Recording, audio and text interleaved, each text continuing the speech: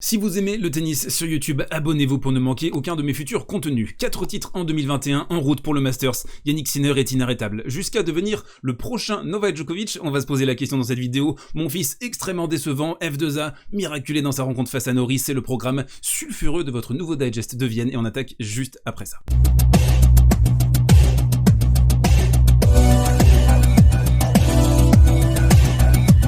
Et on attaque ce côté réseau avec Yannick Sinner, ça va être un peu le grand format sur Yannick Sinner dans ce digest par la déclaration donc de Nick Kyrgios à l'endroit de la pépite italienne. Il dit de lui, il est d'un autre niveau, c'est sûr. Je l'ai joué en double à Washington, je n'ai jamais joué quelqu'un qui a frappé la balle aussi fort. Je vous ai posé la question d'ailleurs dans l'espace communauté de la chaîne, un petit sondage, quel joueur ira le plus haut dans la nouvelle génération? Bon, c'est très fluctuant et puis il peut y avoir aussi un jeune joueur qui débarque de nulle part et qui les cueille tous les quatre, mais en tout cas j'avais proposé donc Sinner, Alcaraz, Musetti, Brooksby et vous voyez pour l'instant 869 votes et on a un Alcaraz qui se détache un tout petit peu de Sinner, 48%, et sinon Musetti et Brooksby, tu crois que c'est du respect ça mon garçon ?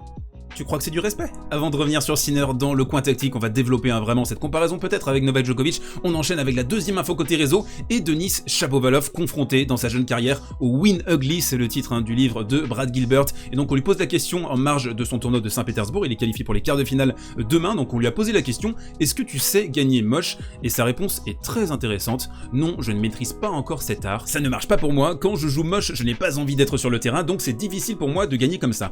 La partie importante de cette déclaration, elle est en violet bien sûr, quand je joue moche, je n'ai pas envie d'être sur le terrain, et ça c'est quelque chose qui doit s'acquérir, c'est-à-dire que quand vous êtes un joueur de tennis, quand vous êtes un sportif de haut niveau, vous avez besoin parfois, dans certains tournois, de gagner d'une manière moche. Alors l'exemple le plus parlant, je pense, dans la saison 2021, c'est ce qui s'est passé avec Novak Djokovic à Wimbledon, rappelez-vous, il fait donc 7 matchs, allez, il y a peut-être la finale qui est pas mal au niveau tactique contre Berrettini, avec cette fixation sur le revers de Berrettini, il a été très intelligent, sa deuxième balle aussi, enfin voilà, tactiquement il a été plutôt propre, mais sinon tout son parcours à Wimbledon, ça a été relativement chaotique, c'était pas du Novak Djokovic prime comme on a pu le connaître en 2015 ou en 2011, c'était un Novak Djokovic vraiment au rabais, mais il a fait le taf, il savait que les sensations n'étaient pas trop là, il y avait aussi peut-être un petit peu de pression parce qu'il était l'ultra favori de ce tournoi de Wimbledon. On a sa victoire au préalable contre Rafael Nadal en demi-finale de Roland Garros qui est clairement le tournant de sa saison parce que ça autorise le rêve d'un grand chelem calendaire, donc Wimbledon on a tous ces éléments là et puis il l'a vu, il a vécu vraiment aux premières loges Denis Shapovalov parce qu'il a affronté Novak Djokovic en demi-finale de Wimbledon, il a vu ce que c'était de gagner en jouant moche parce que clairement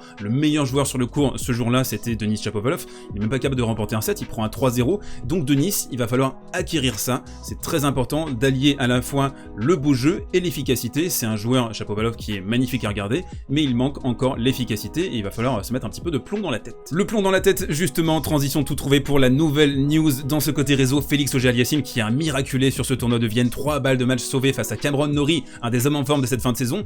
Félix Auger-Aliassime c'est en train de progresser, n'empêche, on a cette quart de finale à Wimbledon cette année avec une victoire sur Alexander Zverev, on a la demi-finale également à l'US Open, donc on est vraiment dans de bonnes dispositions, il est toujours en course pour le Masters, et je sais Emad qui nous explique 5 pour la 5e fois de sa carrière, Félix Tennis s'est imposé après avoir sauvé au moins une balle de match. Alors on a tendance à le railler pour ses 8 finales, aucun titre, mais regardez quand même la liste, à Stuttgart, à Marseille 2 fois, à Melbourne et à Vienne, donc contre Norrie, et surtout la manière dont il a sauvé ses balles de match, ça a été je trouve très intéressant, on va le voir ici, donc c'est la 2e balle de match, et il va réussir à la sauver au prix d'un passing assez extraordinaire. Norrie pense déjà peut-être qu'il a déjà remporté la partie, et bien non, Auger va réussir à tourner la rencontre à son avantage, et tout ça malgré une stat proprement hallucinante. Imaginez, sur les 30 premiers points au service de Norrie, il en remporte 0, donc on a ça, jusqu'à la moitié du deuxième set, en fait il est complètement inexistant sur les jeux de retour, on a les 3 balles de match à sauver, donc vous imaginez, il a célébré cette victoire comme s'il avait remporté un titre, même si Félix n'a jamais goûté à ce type de plaisir. Dernière info dans ce côté réseau avant de rebasculer sur Yannick Sinner dans le coin tactique, on a eu les wildcards pour le tournoi de Paris-Bercy qui sera couvert en intégralité la semaine prochaine sur la chaîne, pensez à pousser et à vous abonner, vous avez vu une petite réclamation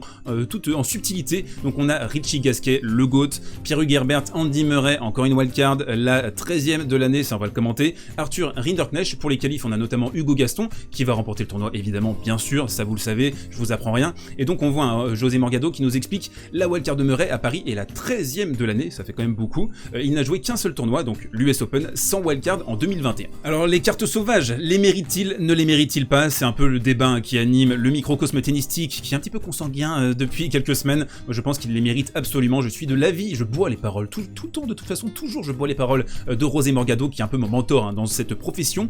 Et donc, qu'est-ce que je raconte? Et on enchaîne avec le coin tactique, hommage à tous les rouquins de France aujourd'hui, car nous allons parler de Jannik Sinner, qui est peut-être le plus beau spécimen de cette caste que j'apprécie énormément. Jannik Sinner, donc, on va parler en détail de ses qualités, peut-être encore de sa marge de progression. Toujours est-il que c'est un joueur là, il vient d'avoir ses 20 ans, il a remporté le tournoi de Sofia, il a remporté le tournoi d'Anvers avec un S, et là il arrive à Vienne, il est lancé, il est propulsé. S'il remporte sa rencontre demain contre Casper Ruud, il sera dans les 8 au Masters. Allez, trêve de galéjade, la plus grande qualité de Jannik Sinner, c'est sa qualité de frappe. Vous écoutez, hein. Écoutez, mettez le son à fond quand il joue, le son, l'impact de sa frappe, il est absolument colossal, on dirait des coups de fusil. Hommage à Jean-Paul Lotte dans ce digest. Donc on le voit, un côté coup droit, ça envoie des missiles, côté revers également, c'était vraiment le revers au début qui était très performant, et c'est pour ça qu'il y a des similarités avec Novak Djokovic, le revers qui est extrêmement performant, le service qui est peut-être à progresser. D'ailleurs, il a effectué des travaux dessus cet été, on va en parler sur la prochaine palette. Donc en tout cas, voilà, une baseline extrêmement compacte et un savant mélange entre agressivité et fiabilité. Et c'est ça qui est très impressionnant pour un joueur de 20 ans.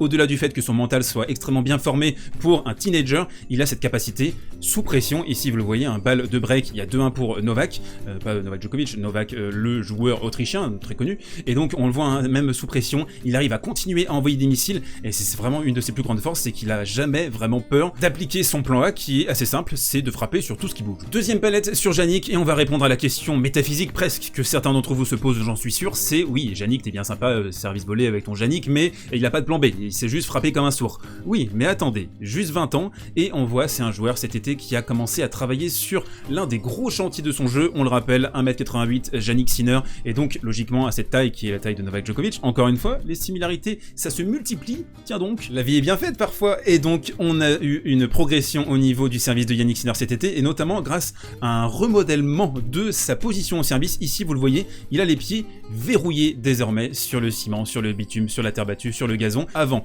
il avait sa jambe droite très en arrière, et il la ramenait au moment de la propulsion pour pouvoir ensuite profiter de cet appui et se lancer dans la balle, sauter dessus et la frapper. Le vrai gain dans cette modification de geste, c'est de réduire la part d'aléatoire. Quand vous avez cette jambe droite qui traîne en arrière, que vous devez amener vers l'avant, un petit peu ce qu'a encore Musetti, et qu'ensuite simplement vous la lancez et que derrière vous devez vous projeter, il y a quelque part une possibilité que vous ne contrôlez pas bien votre lancer parce qu'il y a plusieurs choses à bien faire en même temps. Étape 1, le lancer, étape 2, la propulsion avec le travail de la jambe droite, et étape 3, la frappe. Ok, on enlève un bloc à ça, on enlève ce côté jambe droite, donc vous avez un geste qui a été simplifié, et c'est ça qui est important avec ce geste, le service, c'est qu'il faut absolument le verrouiller, le simplifier, ne pas avoir de parasites. Regardez par exemple les gestes des grands serveurs, Pete Sampras, Goran Ivanisevic, Roger Federer également, ce sont des gestes qui sont extrêmement épurés, et là on arrive sur un geste désormais pour Jannik Sinner qui a été réduit à la portion congrue, et je trouve que c'est très intéressant. Il est très jeune, 20 ans, mais ça travaille par petits paliers, par petits blocs, et vu la maturité du gamin à seulement 20 ans, vu sa qualité tennistique, où il arrive à broyer à peu près tout le monde avec juste son plan A, il broie 99,9% du circuit, c'est juste vraiment sur certains joueurs où c'est encore un problème. On l'a vu notamment contre Rafael Nadal à Rome, où tactiquement, se faire agresser Rafa, ça lui posait aucun souci, donc il va avoir besoin d'alimenter ses plans, d'alimenter peut-être avec un plan B, un plan C, mais on peut imaginer très raisonnablement qu'en 2022-2023, vu la maturité du gars, vu à quel point il est déjà très fort, ça devrait pas forcément poser trop de soucis. Dernière palette, ce qui a fait un malheur sur le tournoi d'Anvers la semaine dernière et également à Sofia, c'est la qualité de retour de Jannik Sinner. Il se jette littéralement dans la balle, que ce soit en première ou en deuxième, et il essaye au maximum de jouer ici. Alors pas forcément dans cette zone-là ou dans cette zone-là, c'est vraiment ce petit rectangle au centre qui fait que quand vous êtes, vous venez en fait juste de servir, vous avez la balle qui vous arrive dans les pieds, c'est extrêmement difficile, vous le savez, de s'organiser pour un deuxième coup de raquette qui est essentiel dans le tennis moderne de très haut niveau. Il faut absolument faire la différence sur un one-two punch, et là en fait Sinner il désactive ça, il envoie une balle très très fort profonde au centre, derrière il va avoir une balle plutôt attaquable, et là il va pouvoir faire parler sa qualité de frappe qui est l'une des meilleures du circuit déjà, et pouvoir assassiner son adversaire. Ici, coup droit en 2 temps, ou alors on avance ici, revers, tac, dans la diagonale, terminé, bonsoir, merci, au revoir. Terminons cette analyse par une question, je vous propose de faire cette analyse en collaboratif, expliquez-moi dans les commentaires si vous êtes d'accord ou pas avec ça. Est-ce que vous croyez que son mental sera à la hauteur d'un joueur comme Novak Djokovic qui a hissé clairement les standards mentaux de ce jeu à des hauteurs insoupçonnées avec Rafael Nadal également? Est-ce que vous pensez qu'il aura cette fin qui sera animée par ce désir pendant toute sa carrière, parce que c'est ça aussi. Vous avez beau être un magnifique joueur de tennis, être extrêmement complet, il faut cette faim, il faut ce feu intérieur sur l'ensemble de votre carrière. On avait un Novak Djokovic qui avait cette cible avec Roger Federer, essayer de récupérer la légende suisse. Alors Sinner, est-ce qu'il va réussir à avoir une émulation avec les joueurs de sa génération? Peut-être Alcaraz, peut-être Brooksby, peut-être Nakashima, peut-être d'autres joueurs. Dites-moi ce que vous en pensez dans les commentaires. Est-ce que Yannick Sinner peut devenir le prochain Novak Djokovic? Et on enchaîne le Monfils Express, on va aller très vite sur Gaël Monfils qui a été décevant contre Schwartzmann. Aïe aïe aïe, on va commencer par la première palette. Quelle passivité de la part de Gaël, je vous l'avais dit hier, magnifique, il a trouvé le bon compromis entre agressivité et défense. Et bien là on est retombé dans les travers de notre cher joueur français. Ici donc on a plusieurs revers dans la diagonale, d'accord, ok, on s'installe dans l'échange. Ensuite Gaël va changer de position, il va aller tout droit, et là il a un revers à hauteur d'épaule. Logiquement, t'envoies un pétard, tu te poses pas de questions. Non, il va remettre une petite balle toute douce, toute molle ici plutôt que d'attaquer, et ça on a vu, c'est le travers de Gaël Monfils. Alors quand il a essayé d'attaquer, c'était pas vraiment dans des positions optimales, donc il s'est un peu précipité, il a pas construit ses points de la bonne manière, il a été trop passif, et clairement, bah, il mérite cette défaite. Surtout qu'en face, à contrario, t'as un joueur qui est en confiance, t'as un joueur qui est finaliste à Anvers, t'as un joueur qui a fait un deuxième semestre très très bon, qui s'est vraiment relancé à partir de Roland Garros. On a eu un printemps assez difficile hein, pour Diego, là on voit un bal de 7, bah tu me donnes l'occasion, t'es passif mon fils sur ton service, tu me donnes l'occasion, bah tant mieux, moi j'avance, je mets un revers long ligne, merci, premier set, on l'emballe. Tu peux pas te contenter de faire du pouce babal contre des joueurs comme ça, c'est pas possible, à un moment donné tu vas te faire sanctionner, et puis quand il envoie des scuds, c'est jamais dans les bonnes positions, donc bah, je trouve qu'il a pas bien joué Schwartzmann, et le score reflète tout ça. Bon, heureusement, dernière palette, on a eu des Monfilseries, on a eu un vent de folie au milieu du deuxième set. Alors d'abord on a Diego qui s'est pris la tête avec Günther Bresnik, le coach de Gaël Monfils, qui lui dit mais t'es tellement stupide, arrête de me regarder. On aurait dit des gamins de 5 ans, c'était complètement lunaire. Ensuite on a eu une ramasseuse de balles qui a fait un énorme PLS. Alors on voit, il y a une espèce de panique à Vienne à ce moment-là. Il y a Gaël Monfils qui lui prend les jambes carrément pour essayer de l'aider, donc ça a été complètement fou. Ensuite il y a eu un MTO de la part de Monfils, tout ça en 10 minutes, donc Schwartzmann il a un petit peu dégouppillax, il a perdu le deuxième, mais dans le troisième il a remis les compteurs à zéro. Donc voilà, que vous dire si ce n'est que Gaël nous a encore fait le coup. Gaël c'est une douche écossaise en fait, hein. Chaud, froid, jour, nuit. Et on enchaîne avec la reco du jour, les quarts de finale demain à Vienne, ça va être explosif. On a du Casper Ruud, Sinner, on a du Alcaraz Berrettini, on a du Auger Aliassime, Zverev et on a du Schwartzmann. Bon, on le sait pas encore à l'heure où je tourne cette vidéo, ce sera soit contre Tsitsipas, soit contre Tiafoe. On va se régaler, forcément un digest demain. Et puis je vous invite également, voilà, petite recommandation pour le copain, Beyond the Court, n'hésitez pas à jeter un petit coup d'œil. Ce sont des petites pastilles tennis engagées, regardez son nombre d'abonnés, c'est trop faible par rapport à la qualité du contenu, donc n'hésitez pas à soutenir le copain. On se retrouve demain pour un nouveau digest. D'ici là, portez-vous bien, prenez soin de vous et mangez les strudel.